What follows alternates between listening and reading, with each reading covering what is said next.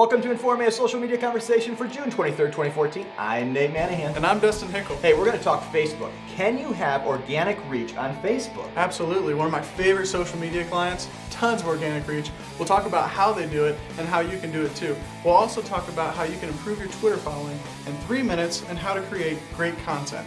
All this and lots more right here on Informe, a social media conversation. Keep watching. Today it's kind of a free-for-all. Nothing new.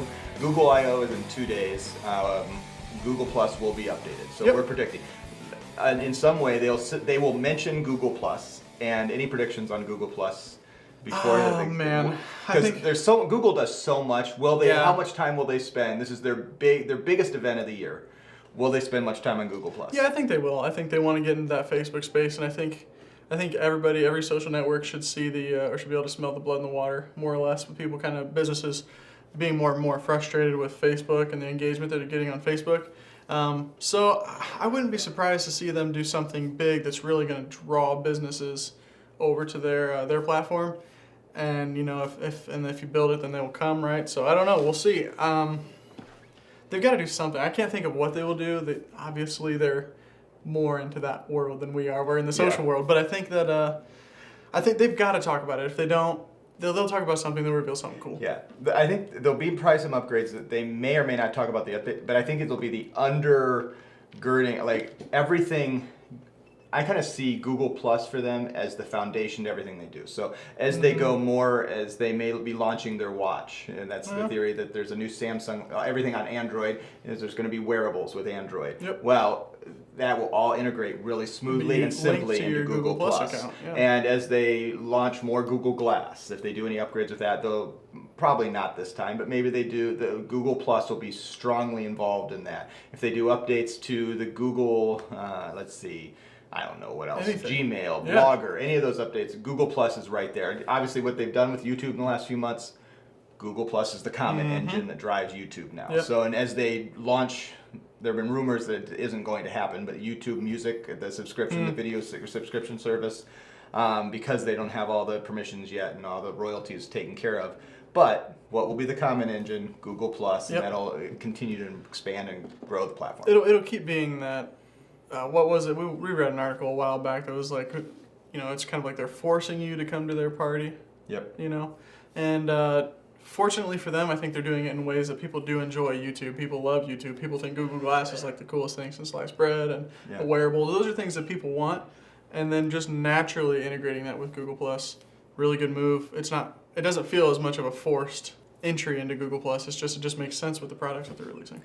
So here's the thing. On content now, I'm going to make a kind of a curveball. Okay. Predictions on Google Plus. We're just saying, we're recording this on Monday. Usually we record this on Wednesday. We'll probably interact on Wednesday, something about Google I/O. We'll talk about that later. I'm going to talk about that. But I'm going to be working remotely on that day. You're almost on vacation. I'm almost on vacation. I haven't decided. Next week, do I have to bring someone in to do this with me? Oh, man. Well, you can't bring Jimmy because Jimmy's on vacation too, so I don't know what you're going to do. This may be the Nate Show next week. No, we'll bring somebody in. But Dustin will be back in 2 weeks, and we'll see all the things that have changed. But we keep talking about this. We just had a big office discussion about this, about content and how content becomes effective at actually doing the goal that you want it to do, whatever that is. And how much time you put into it, how you put it together. And so you were just showing me and we'll give a plug to them, for Cardinal Services here and locally. And disclaimer, they're a client. You're working with them as part of the PayPro Media team. But they're seeing impressive reach. Describe Cardinal Services for those who might be watching. Cardinal Services is a local nonprofit that serves people with disabilities, mental disabilities, developmental disabilities, and they strive to help their clients meet their own personal goals. So, for example, one of the big stories that we talked about, there was one of their clients who had been in a wheelchair for 3 or 4 years, and one of her personal goals that she had set a while back was to be able to stand up again. And so they've worked with her through physical therapy, through some weight loss or whatever it was that they did, and helped her to stand up. So they do that across the board. They offer job opportunities for people with disability working in their manufacturing division. They offer job searching services for people with disabilities to get them plugged into the community. And then they also offer, for those people who are really, really strongly disabled and they can't really go out and get into the community, they offer classes that help develop mobile skills, speech skills, build friendships, do all kinds of things to make these people feel as much like people and treat them as much like people as you can, because a lot of times, at least in the past, people with disabilities were not treated well at all. Yeah. And so they've really worked hard to give these people a place to come and to feel valued and to reach their goals and to be assisted in reaching their goals, to go on outings, to go on trips, to just be enjoying life to the fullest potential. And I really love their mission. So obviously I just went on a big spiel there. Yeah. But what you're seeing is roughly 2,500 likes, maybe by the time over 2,500, just under 2,500 right now as we're recording. 2497. Yes, to be exact. And but they're seeing reaches, sometimes reaching over 2,000 without any paid advertising, any time of boosting a post, and everything is happening from shares, comments, likes, and it shows that you can get that kind of reach without paying for it on Facebook. And a lot of times we say you can't. So what is causing Cardinal Center and Cardinal Services to be so successful? Yeah, well, first things first, anybody involved with Cardinal Services loves Cardinal Services. The mission is contagious. You know, people who support this organization want to see other people succeed, and then they know that whatever donation that they're giving, whether it's time or money or energy, or if they're on the board or whatever it is going to help people who don't have the same abilities or privileges or whatever it is that they do to live the most fulfilling life possible. Yeah. So people are really, first of all, really passionate about this organization as it is. Right. But Cardinal Services has found a way to really capture those emotions and to help people to spread that excitement. They started we post for them, like you said, they're a client of ours. We tell stories, big time for them. This particular one here that's just on the top of the newsfeed that I'm looking at, a guy named Kenny. He didn't used to do anything. He just sat in a corner and read a book all by himself. Anymore, now he's working for the manufacturing division, and over the course of 2 or 3 years, he's been able to develop interpersonal skills and better coordination to be able to work and earn a living himself. And that's a story that everybody can get behind and can support and thinks it's great. And they post a really great picture of Kenny right there, and they tell a story in the status. And that's the kind of information that their audience wants to see. That's the kind of information, it's the kind of story that they want to hear. It mobilizes the people. It gets everybody excited and wants to share. Yeah, and it bridges beyond the audience. Because I think the biggest key on content now is it's not the question of whether this meets the audience we already have. It's whether this moves our audience to want others to read it. Yeah, and that's the question. And so when someone comes and reads Cardinal Services' story here, they're like, this touches me. It's why Upworthy works so well. Yeah. They've done some paying, they've had some venture capital, but they're collecting stories that they know other people will want to share because it's going to drive some type of emotion, recall in us that's going to say, I want you to read this. It's just like when we all call each other around the water cooler and say, hey, let's go watch this YouTube video. Did you see what X person did? Or did you see what Jimmy Fallon did? Or did you see always Jimmy Fallon. Very often. But we watch that and we quickly grab those, or whatever BuzzFeed is doing that day. And it drives us to share. And so we have to ask the question, what kind of content can we create of people who already are interacting with us or already listening to us that they will want to share it? Yeah, and something they're proud to stand behind, to share with their friends, and want to get them engaged as well. Yeah. You know, you got to think that step further. Yeah. And I think what happens is we look at Facebook and we say, and Twitter and really other platforms like this too, we start thinking, what can we share? We try to get one step, you know, we talk win A, win B. Right. We sometimes get too far down the road and we think, oh, we need to turn this into a sale, when really what we want to do is turn this into something that's compelling to them. Absolutely. Something that excites them. And what I love about Cardinal Services, but it's not just them, there are other places on Facebook that are being successful and they're doing it without pay. Still, easiest way to do it, jump in and pay. But you still, even if you pay, you've got to have compelling content. Yep, absolutely. And we started small with them. I mean, when we first started helping them with their Facebook page, they only had 400 page likes, you know, and they'd get maybe 8 likes, maybe 10 likes. Yeah. And maybe not even that many on certain posts. And there are certain posts that we do with them that don't get that same like 2,000 reach and over 100 likes, 200 likes, whatever it is. But you have to start somewhere. And obviously we started somewhere and started to kind of tell the right story and found out exactly what their followers wanted to see and wanted to share. And it took a long time. And I mean, we've been working with them for over a year. Yeah. And we're just getting to close to 2,500 likes.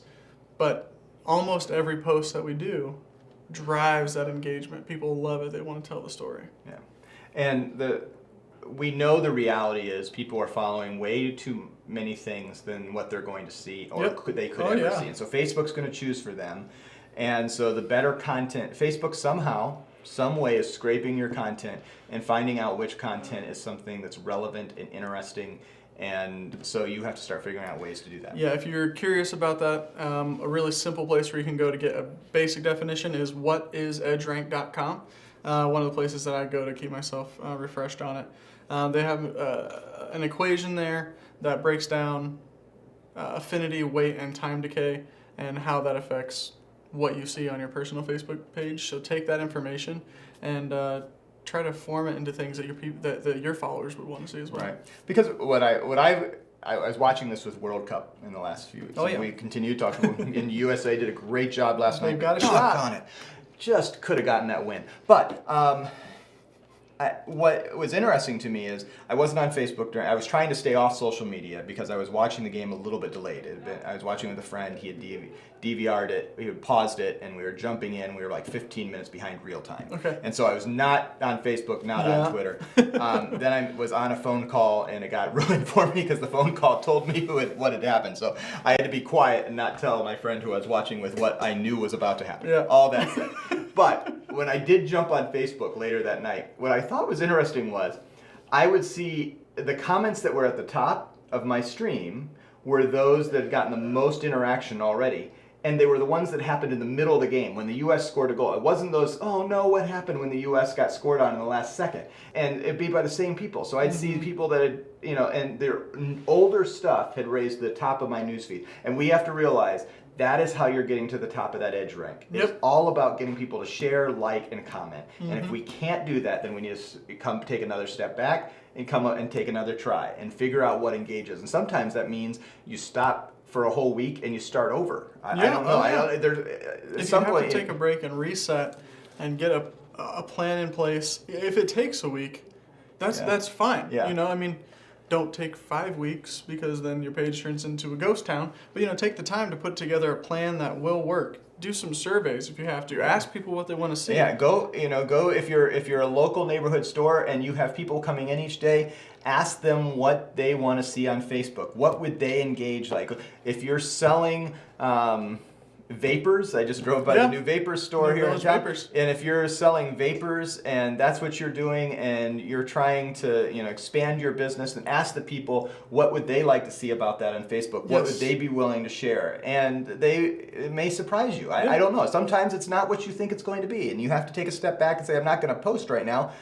Because I do think Facebook hurts you if you consistently post things and no one likes it. It's really hard to get back to the top. Yep, it really is. Facebook knows through their EdgeRank algorithm that people don't find that as valuable. And so you really have to, once you get to that point, you have to work from the ground up and have a plan in place to try to find ways to get people to share things and like things, whether it's run a contest, give away a large prize, anything to start to drive that engagement back up so that Facebook starts to see you as relevant again. Yep. Speaking of relevant, what I like this week, you brought 3 articles that you said your team has been looking over this week that are, you put practical tips. Yeah. And sometimes there isn't big news. We'll find out what the big news is, and by the next week, by the time you come back in 2 weeks from your vacation, all tanned and summering in Florida. I'm already tanned. Give me a break. You're going to come back, you're going to be looking, you're going to do some highlights. No, it's not my style. I like the dark hair. Dark curly hair, blue eyes. Psh, come on. I know. That's what people tell me anyways. No, hey, when you know it, flaunt it. All right, here we go. So let's start. I think I have these in reverse order. So we'll start with the business2community.com. Okay. And this is social media marketing tips, tricks for Facebook, Twitter, Google+, and more. At B2C, it's a popular blog. I have no idea their numbers, but I see them all the time. They go in my feed all the time. I see them in tweeting. This particular one, they're saying they have 251 shares. So they're have a lot of interaction. But these are quick tips of how to get involved in social media marketing. So let's grab a couple of these, and then we encourage you to read this and things that stand out to us. So I'll let you go first. You get first choice, and then I'll choose one. Well, I'll just do Facebook since we talked about that. I think this one's blatantly obvious, but sometimes it gets missed. Facebook users like photos. Facebook users upload at least 350 million of them every single day, so take advantage of it by sharing posts that drives engagement. For example, Starbucks posts photos of Facebook from Instagram, and a lot of them aren't even taken by the company. They're taken by the customers, and then they're sent to Starbucks, or they're tagged Starbucks, and then Starbucks posts them to all their followers. Why not? Yeah, absolutely.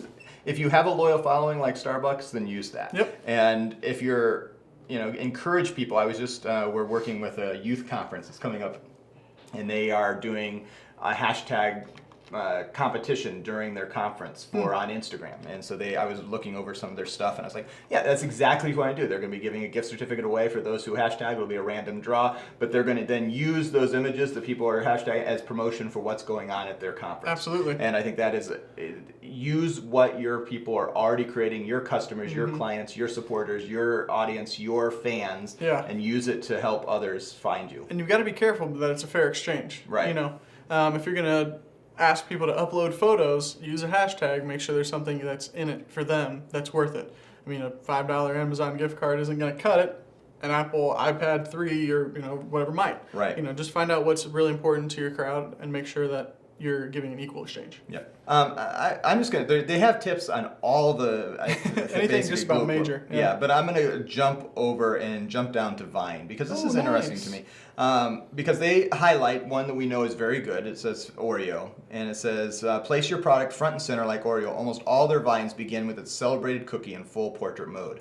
And what I like about Vine is that it gives those who are the most creative, because I'm not 6 seconds. I'm like, how hard is that to come up with something creative? Brutal. But if you can come up with something really creative, really interesting, and focuses on your brand, you can do that, and it makes you streamed out. Now, the problem with Vine is, for most small businesses, and most of you out there that might be watching this, is you're going to struggle to find an audience, because it's a smaller group of people. But if you are interested in trying to narrow down what you're about, if you're selling clothes and you can break it up in 2 or 3 2-second clips of something that's going on in your showroom, I love Vine. And so you have 6 seconds and use those objects clearly. And maybe it's something that appears in every video. Maybe you have a mannequin. I'm just thinking out, it's a out pink loud. mannequin. Yeah. And so whatever it is, use it every time. Yeah. So it appears. Easter eggs are so popular all the time. You never know when they might pop in. Google's, everybody's, hey, if you search this, you'll find this or whatever. The Google Doodle even. Yeah, the little Easter eggs, the little things you hide in there, and start doing it, and don't tell people for a while and see if they notice. Yep. Maybe it's the third clip on every Vine video you do is, a picture of your 3 Crowns coffee. Yeah. And people don't notice it, and you notice, hey, it's like he's always got 3 Crowns coffee. Yeah, and why does he always have 3 Crowns? Send me espresso. Must be delicious. It is great. And stuff. by the way, I'm going to do a shameless plug about 3 Crowns coffee. What was this? A Swedish latte? A Swedish iced latte? Yep. So good. If you're in the Warsaw, Winona, Kosciuszko, Indianapolis, Fort Wayne, anywhere close to here area, you should come and check them out. Yeah. And if you're not, check out a blog on payprotech.com. We did a little story with them, kind of doing an interview, sort of a Q&A.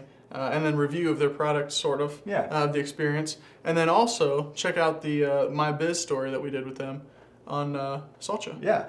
And I don't think it's called a My Biz story anymore, or is it? It is, actually. Oh, okay. I don't remember. It is still called My Biz Story, Okay. but yeah, because it's their biz story. That's right. And we kept that. All these are tips that you can use, but let's talk to 2 other articles here. Sure. How to grow your Twitter followers in 3 minutes a day without a strategy. Is that really possible? How do you do that? That's a real thing. Let me tell you about it. This was a Media Bistro article, which I think was interesting. We haven't really done anything with them on the show really yet, and so this is a really great time for them and a really great practical application for you guys. 3 minutes. Seriously, 3 minutes. You log into Twitter. Start. Visit the Twitter profile of someone that you are currently following, whether it's a current client, a competitor, a celebrity, anybody that's going to kind of be related-ish to you. Go in, click on their followers or their following. Who is following them, who they're following, and go in there and follow a bunch of people. You gotta. The first 2 steps might take you 2 minutes, then you got a minute. Follow a bunch of people who are relevant to you, somewhat relevant to you. Chances are the people that are following your competitor or your friend or whatever it is are going to be somewhat interested in what you have to offer too. Yep. So just go ahead and start following people. I even recommend clicking through into those profiles and favoriting some tweets. Literally, it'll take 3 minutes. You don't have to have a strategy to pull that one off.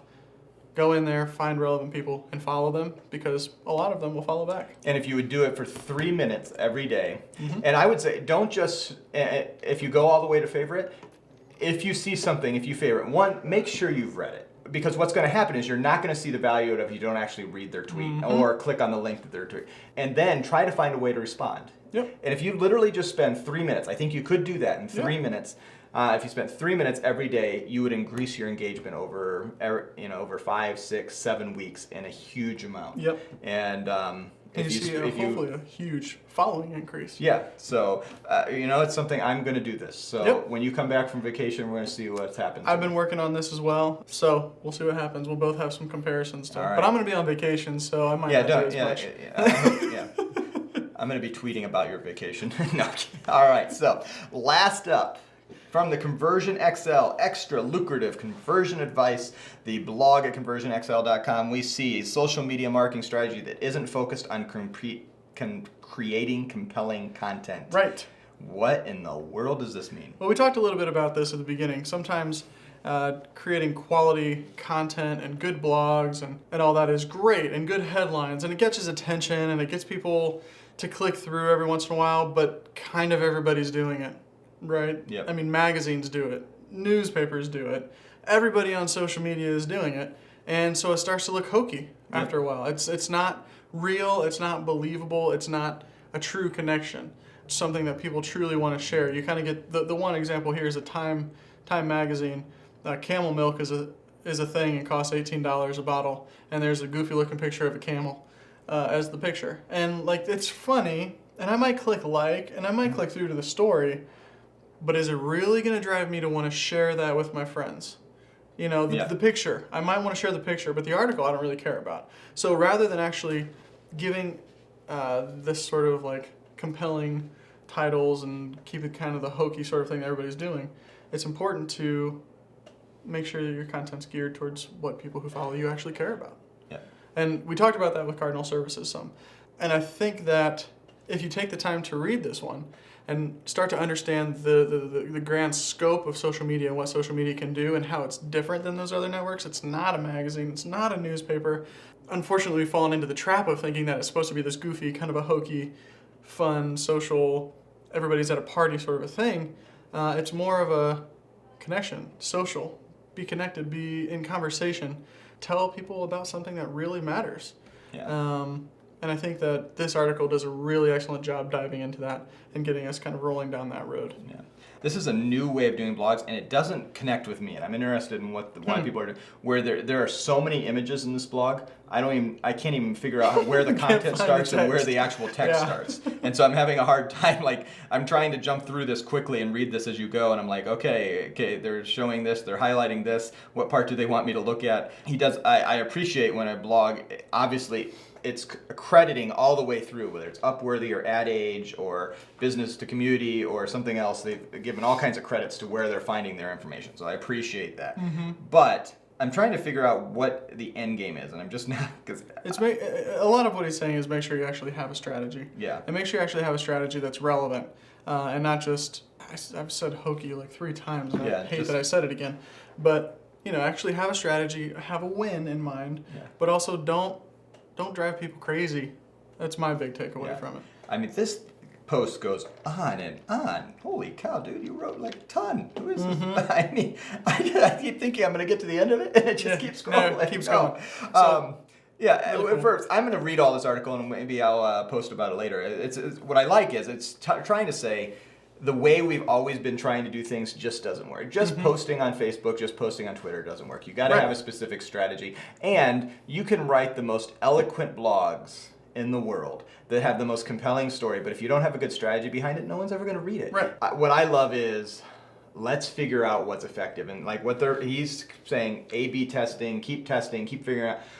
Let's come up with something unique, and we would like to help you come up with something unique. And so this week, our question of the week is, how can we help you? And you ask me any question, I will give you 10 minutes of my time for the first 5 people. That's 50 Nice. minutes of my time. Wow. If you would be willing to do it and give me a question, I'll call you personally. I'll hang out with you. I'll do a Skype. You're going to be on vacation, but maybe we'll do this some other time. But how can we help you? And whether it's on Salcha, but I personally, if you want to come up with some ideas, I will sit down and brainstorm with you how you can use social media in your small business, in your medium-sized business, you know, in your personal life, whatever it is. Contact us at Salcha, and I will connect with you, and we'll do that because we want to help you, and then we want to find out what you want here on the show. And take advantage of that, because this is one of the guys that comes up with some of the most brilliant ideas that we have. He's going to be very modest about it, but he comes up with lots of really great ideas. So take advantage of the opportunity and try to brainstorm here. Yeah, and as we grow this out, and we're on Salcha.com, and it's just launching, and maybe you're just finding these. We've been doing these videos for months now, and it's kind of therapeutic, and it's our own little time where we come up with ideas about small social media and makes us stronger and sharper.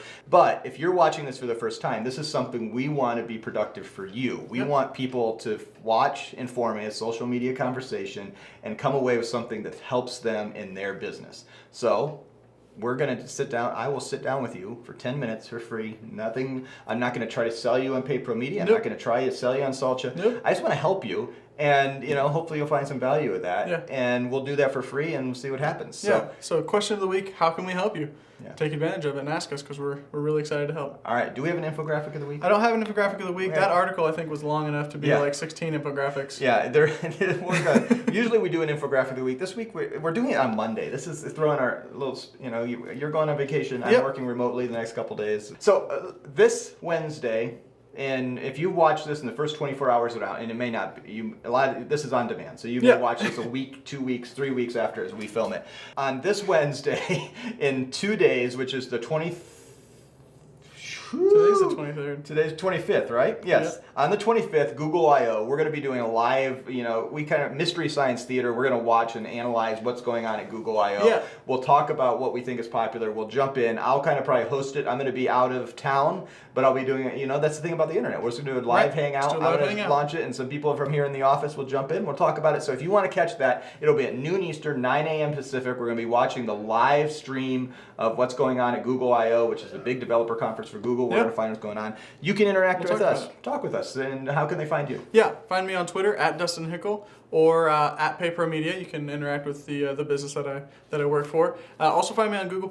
I love to interact there. That's kind of my hot spot, my sweet spot right now. So let's circle up there. And you can interact with me at NK Manahan. I've been really poor on Twitter. I read everything, but I haven't been interacting with a lot of people recently. I hope to do some more of that. Yeah, well, hopefully you can connect with me there. You can connect with Salcha. We're at every platform. And in fact, that's the place.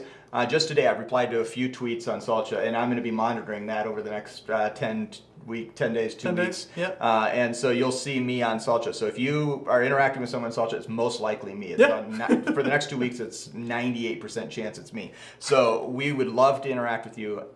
Please, come hang out. It's fun. So thanks for watching another Informe social media conversation. We'll be recording again next week sometime. But that'd be great. Have a great vacation. Thank you. I appreciate it. We'll see you next time.